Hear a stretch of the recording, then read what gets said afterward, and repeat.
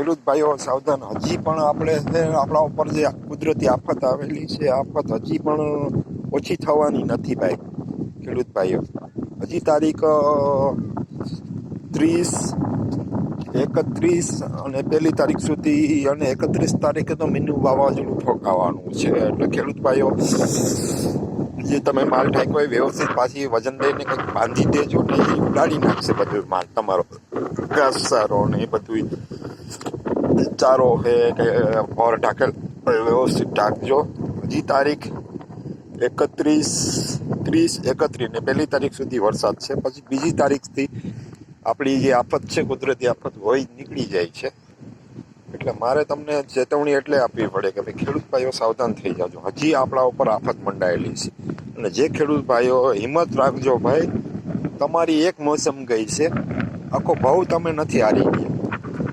કારણ કે આ જેને વીતી છે, મને એક ફરી વીતેલી છે. મારા પપ્પા પર પલરેલા એટલે મને ખબર પડે કે વેદના શું છે ખેડૂતની, ખેડૂત પુત્ર તરીકે. હવે આ વેદના જેને ખેડૂત હોય એ જ સમજી શકે છે. કોઈ નેતાઓ તમને મત આપવા ટાણે તમને બહુ મોટી મોટી ગેરંટી આપતા હોય છે કે આમ કરશું, આમ કરશું, આમ કરશું. ટાણે એકેય નેતા જો તમારા ખેતરમાં આવીને જો આવે તો કે જોજો, છતાં તમે ભરી ભરીને મત આપો છો. ભાઈ મત દેવાનો વખતે ધ્યાન રાખજો. આવી રીતે તમારી મુસીબતમાં કોણ તમને સાથ સહકાર આપે એને જ મત આપજો. આવું થાય છે ત્યારે બહુ દુઃખદ ઘટના થાય છે, ત્યારે ખેડૂતની મદદ કરવા કોઈ નથી આવતું. અને ખેડૂતની બહુ વસ્તુ બધા મદદમાં લેવી છે, પણ જ્યારે મુસીબત આવે ત્યારે ખેડૂતને કોઈ મદદ કરવા નથી આવતું. એ બહુ દુર્લભ વસ્તુ છે. અત્યારે જીવે છે ખેડૂત દુઃખી જીવે છે, પણ તેની કોઈ મદદ કરવા આવતું નથી. હવે તમે છેલ્લે એલર્ટ થઈ જાઓ. 30, 31 પછી તમારા ઉપર જે આફત છે એ નીકળી જશે.